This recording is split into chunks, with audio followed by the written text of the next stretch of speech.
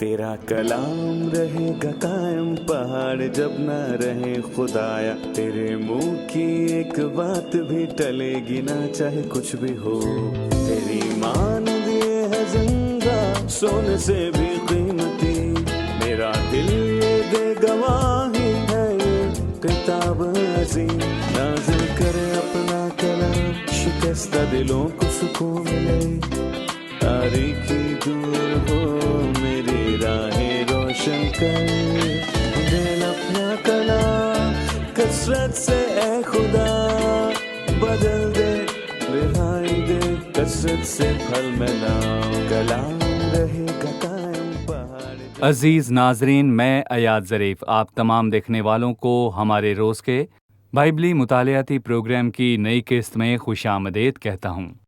इस प्रोग्राम में हम पैदाइश से मुकाशवा तक बाइबल मुकद्दस की तमाम कुतब का मुताला कर रहे हैं। मैं सोचता हूँ कि ये हम सब के लिए सुनहरी मौका है ताकि हम सब इकट्ठा हों और इनफरादी तौर पर कलाम मुकद्दस से बहुत कुछ सीखें, और रूहुल कुद्स हमारे लिए इस कलाम की तशरीह करता है ताकि ये हमारे दिलों में घर करे, लेकिन कलाम पर अमल करने वाले ना कि महज सुनने वाले। गुज़िश्ता किस्त में हमने याकूब के ख़त के पहले बाब की 19 आयत तक मुताला किया, और इस बाब में हमने नई पैदाइश के मुतल्लिक बात की। उसने अपनी मर्ज़ी से हमें कलाम हक़ के वसीले से पैदा किया, और हमने जाना कि इंसान बुराई में गिर गया और खुदा ने नई पैदाइश के अमल को मुमकिन किया। इसमें इंसान का कोई किरदार नहीं, क्योंकि ये इलाही अमल है। खुदा इंसान को ये तजुर्बा बख्शता है, और रूहुल कुद्स कलाम हक़ के वसीले ये करता है, और इसके ज़रिए हम इलाही फितरत को पाते हैं, ख़ासकर खुदा की खसूसियात पाते हैं, खुदा की मानिंद। आज हम पहले बाब की 19वीं आयत से मुताले का आगाज़ करेंगे। कलाम को सुनने का क्या किरदार है, और ये कि हम कलाम को कैसे सुनें और अमल करें और इसको नज़रअंदाज ना करें, ताकि जब हम इस कलाम को सुनें तो ये हमारे अंदर तब्दीली लेकर आए। यही आज का मौजू है। लेकिन प्रोग्राम का आगाज़ करने से पहले मैं स्टूडियो में आए खादमीन का खैर मकदम करना चाहूँगा। डॉक्टर असामा और भाई मुहीब का आप दोनों को खुशामदीद। शुक्रिया भाई। और हमारे दीगर मेहमानों को भी खुशामदीद। नाजरीन, हम कुछ ही देर में मुताले का आगाज़ करेंगे, हमारे साथ रहिए।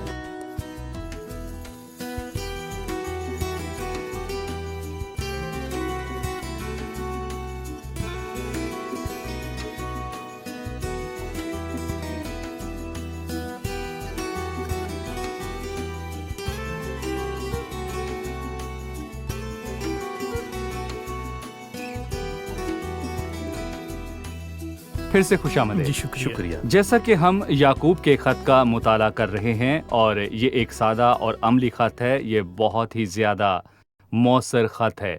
आज खुदावंद के फजल से हम 19वीं आयत से अपना मुताला शुरू करेंगे। मैं चंद आयात पढ़ने के बाद आपसे सवाल करूँगा। ऐ मेरे भाइयों, ये बात तुम जानते हो, बस हर आदमी सुनने में तेज़ और बोलने में धीरा और कहर में धीमा हो, क्योंकि इंसान का कहर खुदा की रास्तबाजी का काम नहीं करता। इसलिए सारी निजासत और बदी के फुजला को दूर करके और उस कलाम को हलीमी से कबूल कर लो जो दिल में बोया गया और तुम्हारी रूहों को निजात दे सकता है। लेकिन कलाम पर अमल करने वाले बनो, न महज सुनने वाले जो अपने आप को धोखा देते हैं। मैं 19वीं और 20वीं आयत को पढ़ता हूँ। लिखा है, ऐ मेरे भाइयों, ये बात तुम जानते हो, बस हर आदमी सुनने में तेज़, बोलने में धीरा और कहर में धीमा हो। उसने कहर के बारे में बात की, क्योंकि इंसान का कहर खुदा की रास्तबाजी का काम नहीं करता। इन दो आयात पर आप अपनी राय दीजिए। इंसान के कहर और खुदा के गज़ब में एक ताल्लुक है। पुरानी इंसानियत के मुताबिक इंसान का कहर खुदा की रास्ती का काम नहीं करता।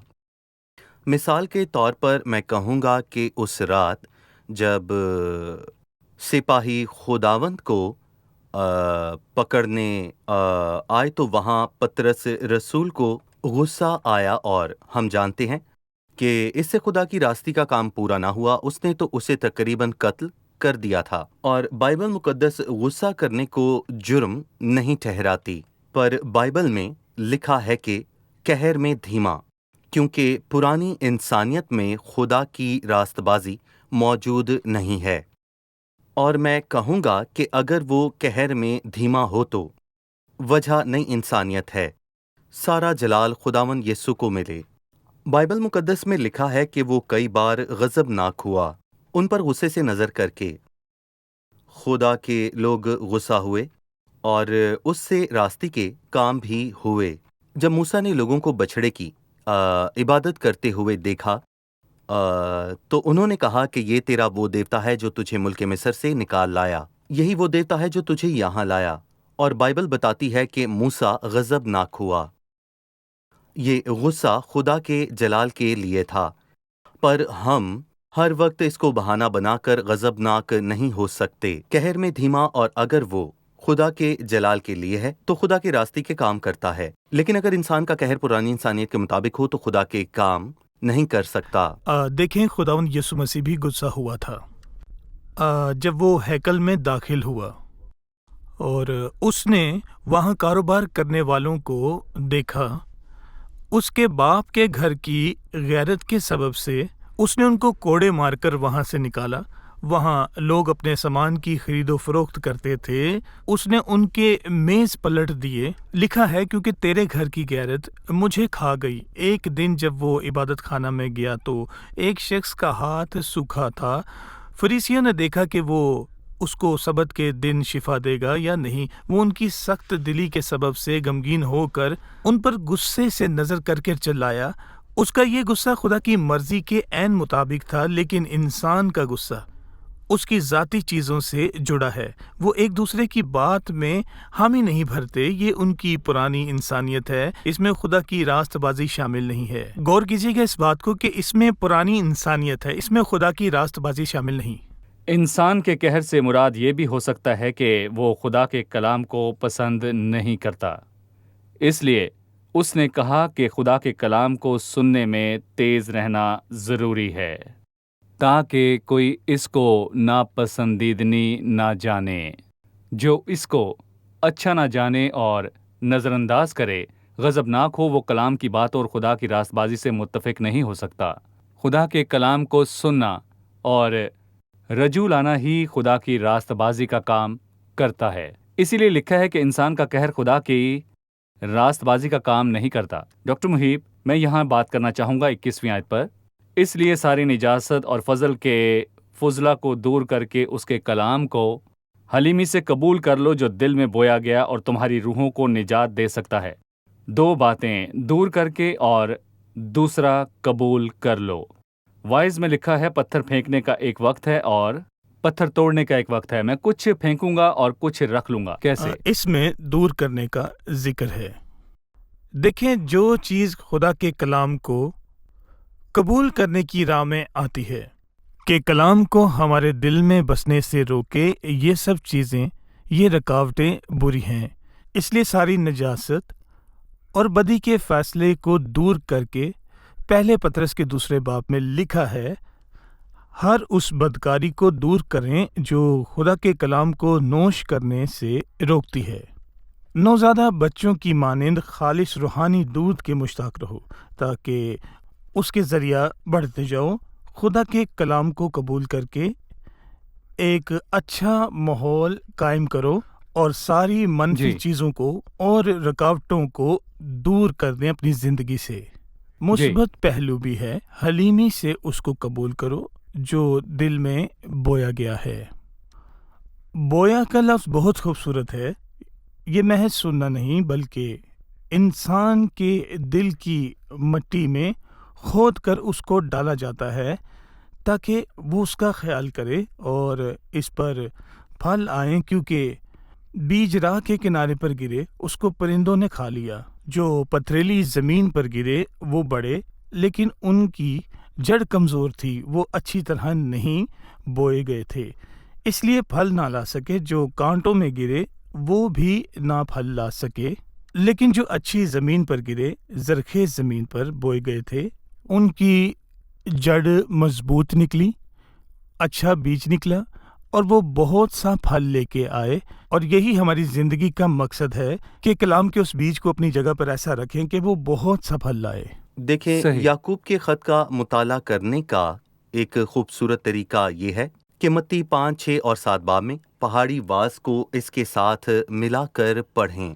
جیسے ڈاکٹر محب نے اشارہ کیا کہ کلام بھی بویا جاتا ہے، اور ہم جی، یعقوب دیکھتے کے ہیں خط اور پہاڑی واز میں یہاں پر 20 چیزیں ایک سی ہیں۔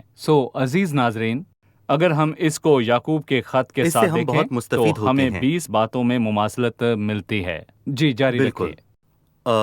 ہم یہ دیکھتے ہیں کہ بیج بونے والا در حقیقت بیج بونے کے لیے سب سے پہلے زمین کو تیار کرتا ہے۔ میں اس میں ان الفاظ کو رکھوں گا جو تم کو نجات دے سکتا ہے، اور دراصل وہ نجات یافتہ لوگوں سے مخاطب ہے، اور لکھا ہے کہ اس نے اپنی مرضی سے کلام حق کے وسیلے سے ہمیں پیدا کیا۔ کس قسم کی نجات ہے؟ گناہ کی خلاصی اور گناہوں کی سزا سے۔ جب ہم خداوند پر ایمان لائیں تو ہم نجات پاتے ہیں، اور پولس اور سیلاس نے دروغ سے کہا، خداوند یسوع مسیح پر ایمان لا تو اور تیرا گھرانہ نجات پائے گا۔ لیکن گناہ کے اختیار سے نجات ضروری ہے، اور ہم ماضی میں گناہ کے عادی ہوتے ہیں، اور خدا کو جاننے سے پہلے ہم سے بہت سی غلطیاں اور خطائیں سرزد ہو جاتی ہیں۔ جی ہاں، نئی پیدائش کے بعد ہم نے نئی فطرت پائی، پر پرانی فطرت کا بھی انکار ہم نے نہیں کیا۔ ہمیں گناہ کے اس اختیار سے نجات چاہیے۔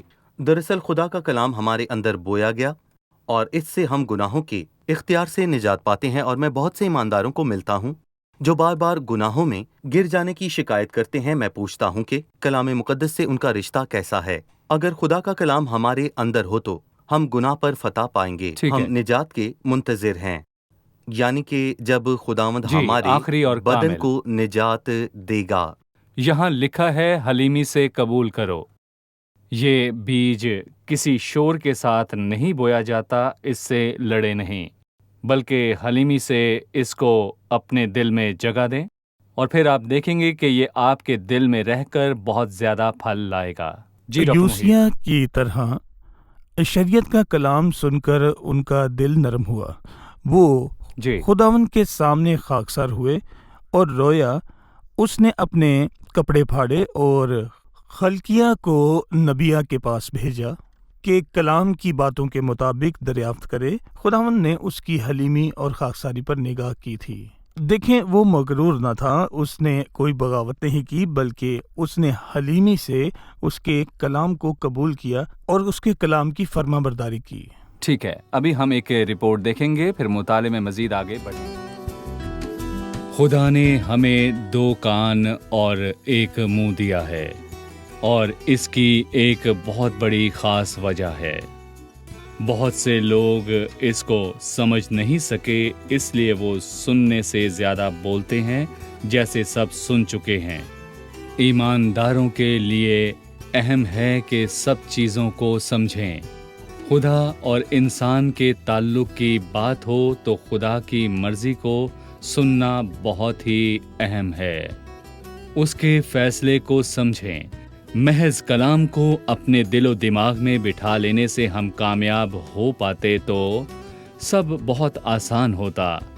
کلام مقدس جسمانی خواہشات اور گناہ سے محفوظ رہنے کا سب سے بہترین حل ہے۔ ایک خادم نے کہا، گناہ آپ کو بائبل سے دور لے جائے گا، یا بائبل آپ کو گناہ سے دور لے جائے گی۔ بے شک اس خادم کی بات بالکل درست ہے۔ 22ویں آیت ہے، لیکن کلام پر عمل کرنے والے بنو، نہ محض سننے والے جو اپنے آپ کو دھوکہ دیتے ہیں۔ اس آیت کا کیا مطلب ہے؟ ہم جانتے ہیں کہ دوسروں کو دھوکہ دے سکتے ہیں، پر خود کو دھوکہ کیسے دیتے ہیں؟ جی بھائی اسامہ۔ یہ بہترین دھوکہ ہے کہ ہم خود کو دھوکہ دیں، اور یہاں اس نے خدا کے کلام کو سننے کی اہمیت کو واضح طور پر بیان کیا۔ ہم نے سیکھا کہ سننے میں تیز رہو، ٹھیک ہے، اور اس نے یہاں پر خدا کے کلام کو سننے کی بات کی۔ مطلب کہ ہمیں خدا کے کلام کو سننا ہی نہیں، بلکہ اس کو اپنی سوچوں اور خیالوں میں رکھنا ہے، اور اس کو سمجھ کر اپنی ذمہ داریوں کو پورا بھی کرنا ہے، کیونکہ اس نے خدا کے کلام کو سن لیا۔ لیکن، اور میں کہوں گا کہ خدا کے کلام کو سننا بہت ہی اہم ہے، پر محض سننا کافی نہیں ہے۔ हेरोदीस ने भी यूहन्ना बपतिस्मा देने वाले की मुनादी को सुना खुशी से। और वो उससे बहुत खुश हुआ। उसने उसको सुना पर खुशी मुस्तफीद से। ना हुआ। उसने उसे सुना पर उसके सुनने से उसे फायदा ना हुआ। खुदा के जिंदा कलाम को सुनना बहुत अहम है, लेकिन उससे सुने और इसको पढ़ें, लेकिन इसको समझना उससे भी ज़्यादा ज़रूरी है। हबशी ख्वाजा कलाम को पढ़ रहा था तो फिलिप्पस ने पूछा, जो तू पढ़ता है उसे समझता भी है? उसने कहा, ये मुझसे क्यों कर हो सकता है? इसीलिए खुदा के कलाम को पढ़ना और उसको समझना बहुत ही ज़रूरी है। गौर करें कि कलाम आपसे क्या चाहता है और खुदा इस सही। कलाम के वसीले आप में क्या तब्दीली देखना चाहता है। ये क्या चाहता है कि इसको पढ़ें, इसको समझें और इस पर अमल करें और उसकी फर्मा बरदारी भी करें। इसको दोहराएं, इसका जिक्र करें और इसको याद करें। ये वाज़ेह है कि आपने इनफरादी तौर पर कलाम की अहमियत के बारे में बयान किया, क्योंकि धोखे में ये भी शामिल है कि मैं इसको सुनकर समझूं ये किसी और के लिए है और उसको बताऊं, और इस कलाम का मेरी ज़िंदगी में कोई असर ना हो। जी लेकिन आप खुद इसको पढ़ें, जी इसको खोलें और इसको समझें और अपनी ज़िंदगी में इस पर अमल करें, क्योंकि कलाम ज़िंदगी दूसरों में बदलता है। मुनादी करना भी अच्छी बात है, लेकिन जैसा कि आपने कहा उससे पहले इसको जानें। और फिर मैं यहाँ पर ये कहूँगा कि अमाल में लिखा है कि ए थिफलस, मैंने पहला रिसाला उन सब बातों के बयान में तसनीफ किया जो यीशु मसीह शुरू में करता और सिखाता रहा। ठीक है, जी, जारी रखें। सुनने में तेज होने के साथ साथ लूका 2 बाब में खुदावन का जलाल जब वो बच्चा था और हैकल में गया, बेशक वो अजीम उस्ताद है, वो सब कुतुब का इल्म रखता था, लेकिन उन्होंने उसे उस्तादों के बीच में बैठे सही। उनको सुनते और जी। उनसे सवाल करते हुए पाया। हलीमी और अदब के साथ उनको सुना और सवाल किए। वो उस लड़के की समझ बूझ और जवाबात से हैरान हुए। कलाम हमारे अंदर मौजूद हो। यूहन्ना 8 बाब में खुदावंद यीशु मसीह ने यहूदियों और फरीसियों से कहा कि उस कलाम की उनके दिल में कोई जगह नहीं है। यही मरकजी मसला है। हम इस कलाम को अपने दिल में नहीं रखते, अपनी जिंदगियों में अमल करके नए नहीं बनते, लेकिन मैं उन शख्स पर निगाह करता हूँ, उसी पर जो गरीब और शिकस्ता दिल हैं और जो उस कलाम को सुनते हैं। जिस तरह हम कलाम को सुनते तो हैं, लेकिन उसको अपने दिल में जगह नहीं देते, यही वजह है। भाई मुहीब, अपने आप को धोखा देने से मुराद इसके लफ्जी मानी भी हैं, यानी दुरुस्त हिसाब ना करना। अगर कोई अकाउंट हो और हिसाब करने के बाद कहे कि मैंने दिन में 10,000 बचा लिया है और कागजात में इसको दर्ज करे, लेकिन इससे गलती हुई हिसाब में। और इसी तरह कुछ लोग दावा करते हैं कि वो खुदा के कलाम को किस हद तक समझते हैं, लेकिन वो खुदा को धोखा देते हैं क्योंकि कलाम आपके अंदर नहीं। तो ये ज़ाहिरी तस्वीर है। सो आप मुझे इनके मुतालिक बताएं जो पाकीज़गी और इल्म और मुनादी और तालीम के ख़ास मेयार का दावा करते हैं। जैसे लदूकिया की कलीसिया के फरिश्ते के लिए लिखा है, तो कमबख्त और खवार और गरीब और अंधा और नंगा है। आप मुझे इनके दोगले मेयार का बताएं, वो असलियत को छुपाते हैं। हम कलाम को सुनकर ये समझते हैं कि हमने इस पर अमल भी कर लिया है और हम सही। इसको सुनकर ही जी नहीं सकते। इस पर अमल करना बहुत ही लाजिम है। मिसाल के तौर पर, अगर मैं जानता हूँ कि ये दवा असर करती है, अगर ये मुफीद है, तो आप इसके बगैर तंदुरुस्त नहीं हो सकते। और उस दवा को अपने पास रखने से मैं ये नहीं कह सकता कि मैं बिल्कुल तंदुरुस्त हो गया हूँ और खुदा के कलाम को महज पढ़ना नहीं। लिखा जी। है, जो शख्स आज़ादी की कामिल शरीयत पर गौर से नज़र सही। करता रहता है। हमें चाहिए कि हम जिंदगी में इस पर अमल करें। और बहुत से लोग मुनादी करते हैं पर अपनी जिंदगी में इस पर अमल नहीं करते। याकूब कहता है, ए भाइयों, तुम में से बहुत उस्ताद ना बन सके, क्योंकि जानते हो कि हम जो उस्ताद हैं ज्यादा सजा पाएंगे। सही। ये हमारे लिए तंबी है। जी। देखिए, नहमिया जी। के आयाम में जब उन्होंने दीवार बना ली तो उन्होंने लोगों की इस्लाह की। उन्होंने पानी के फाटक के सामने सबको मैदान में इकट्ठा कर लिया और वो अजरा के पास सहीफा और शरीयत की किताब लाए। वो उसको पढ़ने के लिए खड़ा हुआ تو سب لوگ، مرد، خواتین، حتیٰ کہ بچے کھڑے ہو گئے۔ اس نے ان کے لیے اسے پڑھا اور وضاحت کی۔ صبح سے لے کر آدھے دن تک انہوں نے پورے دھیان سے اس کو سنا اور خدا کے کلام کی تعظیم کی۔ اس کا اثر ان پر ہوا۔ وہ صحیح۔ خدا کا کلام اور شریعت کی باتیں سن کر رونے لگے۔ کلام سے ان کی تربیت ہوئی۔ معلوم ہوا کہ دراصل خدا کیا چاہتا ہے۔ حقیقت سن کر وہ رونے لگے اور خاکسار بنے۔ خدا کو خاکساروں اور شکستہ دلوں سے محبت ہے۔ اس کے بعد نہمیہ اور اس کے ساتھ سب نے کہا کہ مت رو۔ کلام نے ان کی اصل حالت کو ظاہر کیا۔ انہوں نے کلام کو اثر کرنے دیا۔ اس نے بتایا کہ خدا کا ہاتھ ان کے ساتھ ہے۔ خدا چاہتا ہے کہ توبہ کرو۔ ہاں، تم توبہ کرو اور رجوع کرنے اور قربانی کے سبب سے خدا نے ان کے ساتھ بھلائی کی۔ دیکھیں، خدا نے ان کے ساتھ بھلائی کی کیونکہ خداوند کی شادمانی تمہاری پناہ گاہ ہے۔ کلام تنبیہ کرتا ہے اور تسلی دیتا ہے اور ہمارا حوصلہ بڑھاتا ہے۔ ہم نے سیکھا کہ کلام حق سے پیدائش ہوتی ہے، آپ کو نجات ملتی ہے اور روحوں کو نجات ملتی ہے۔ جب ہم کلام پر عمل کریں تو یہ ہمارے اندر پھل لاتا ہے، اس کا ایک کردار ہے۔ صحیح۔ اب ہم مہمانوں سے ایک اور سوال لیں گے۔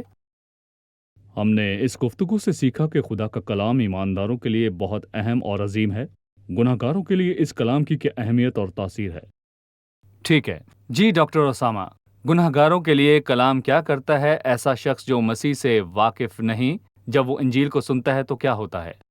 جب خدا کا کلام حکم دیتا ہے اور ایمانداروں کو تلقین کرتا ہے، اور میں کہوں گا کہ ہم 19ویں آیت پر دھیان دیں گے، اور یہاں پر لکھا ہے کہ اے میرے پیارے بھائیوں، پس، اور یہاں لفظ پس کا استعمال ہوا، اور میں کہوں گا کہ اس سے پچھلی آیت ہے جہاں پر یہ واضح طور پر لکھا ہے کہ اس نے اپنی مرضی سے ہمیں کلام حق کے وسیلے سے پیدا کیا، پس ہم نے نئی پیدائش اور نئی انسانیت کو پا لیا۔ ہمیں یہ کرنا لازم ہے۔ خدا کا کلام گناہ گاروں سے اس کی امید نہیں رکھتا، کبھی نہیں۔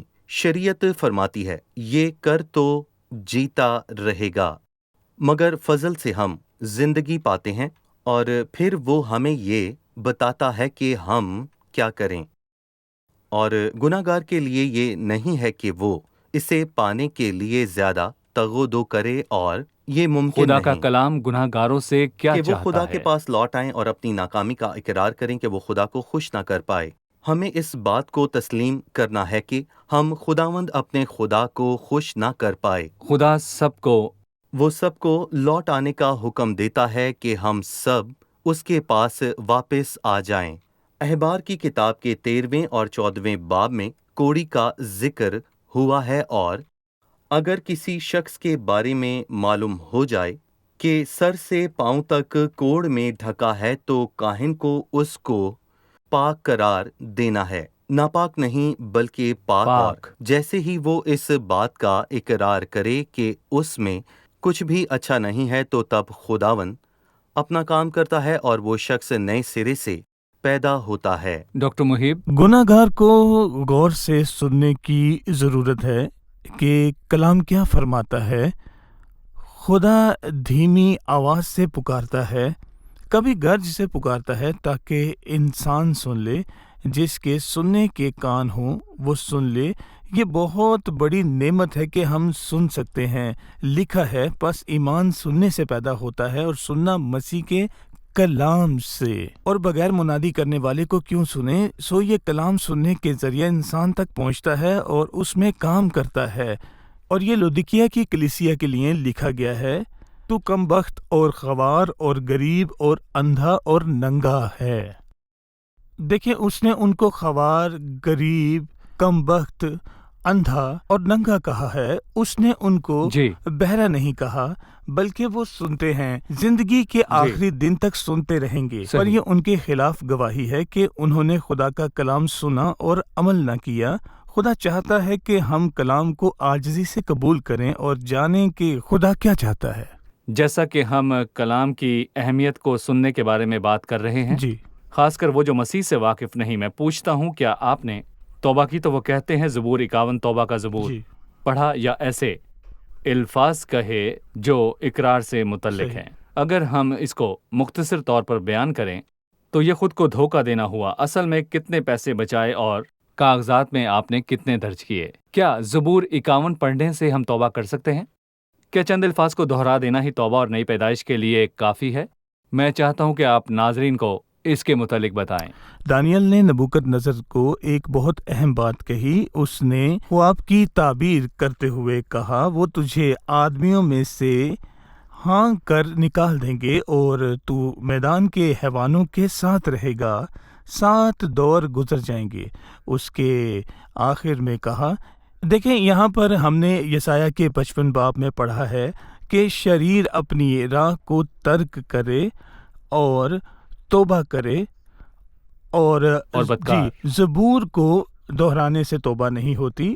شریر اپنی راہ کو ترک کرے اور بد کردار اپنے خیالوں کو، کیونکہ یہ وہ ہے جو خداوند کو ہرگز پسند نہیں ہے۔ لفظی توبہ تو فرعون نے بھی کی اور ساؤل نے کہا کہ میں نے گناہ کیا، پر وہ لفظی توبہ تھی اور وہ حقیقی معنوں میں خدا کے پاس واپس نہیں لوٹے۔ یہ فرعون کی توبہ ہوئی۔ بالکل، خدا لیکن کو یہ داؤد نے نہیں اپنے چاہیے۔ گناہ کا اقرار کیا۔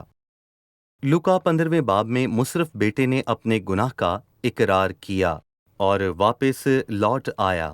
ہمیں سچے دل سے خدا کی طرف رجوع لانا ہے۔ شکریہ، ہم پروگرام کے اختتام پر ہیں۔ اب ہم مہمانوں سے ان کی رائے جانیں گے۔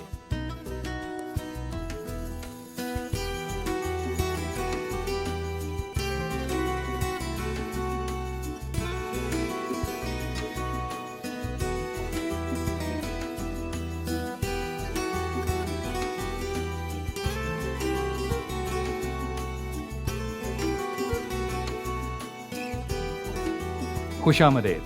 آج کی قسط میں ہم نے سیکھا کہ انسان کا قہر خدا کی راست بازی کا کام نہیں کرتا۔ انسان اور خدا کی راست بازی میں کیا تعلق ہے؟ ہم نے سیکھا کہ بائبل مقدس میں 2 طرح کا قہر ہے۔ ایک وہ جو خدا سے پیدا ہوئے شخص کا قہر ہو، جیسے کہ مسیح خداوند کا قہر تھا، پاک، وہ غضبناک ہوا۔ یہ خدا کی راست بازی کا کام کرتا ہے، لیکن پرانی انسانیت جو ہم میں اب بھی موجود ہے،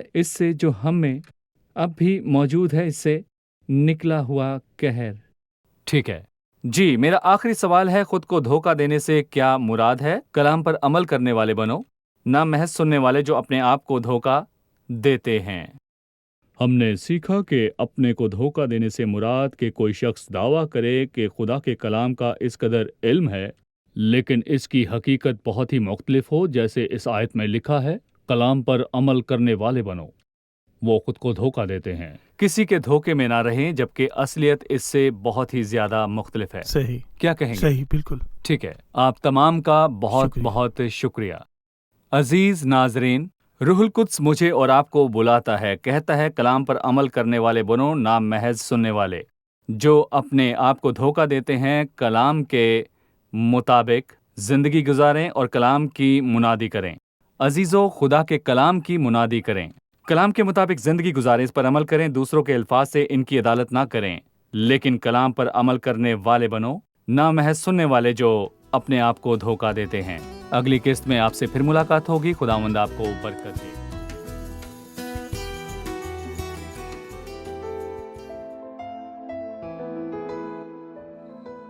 تیرا کلام رہے گا قائم، پہاڑ جب نہ رہے خدایا، تیرے منہ کی ایک بات بھی ٹلے گی نہ، چاہے کچھ بھی ہو۔ تیری مان دیے ہے زندہ، سونے سے بھی قیمتی، میرا دل یہ دے گواہی ہے، یہ کتاب عظیم نازل کرے اپنا کلام، شکستہ دلوں کو سکون ملے، تاریکی دور ہو میری راہیں روشن کر، دل اپنا کلام کثرت سے اے خدا بدل دے، رہائی دے کثرت سے پھل میں لاؤ۔ کلام رہے گا قائم، پہاڑ جب نہ رہے خدایا، تیرے منہ کی ایک بات بھی ٹلے گی نہ، چاہے کچھ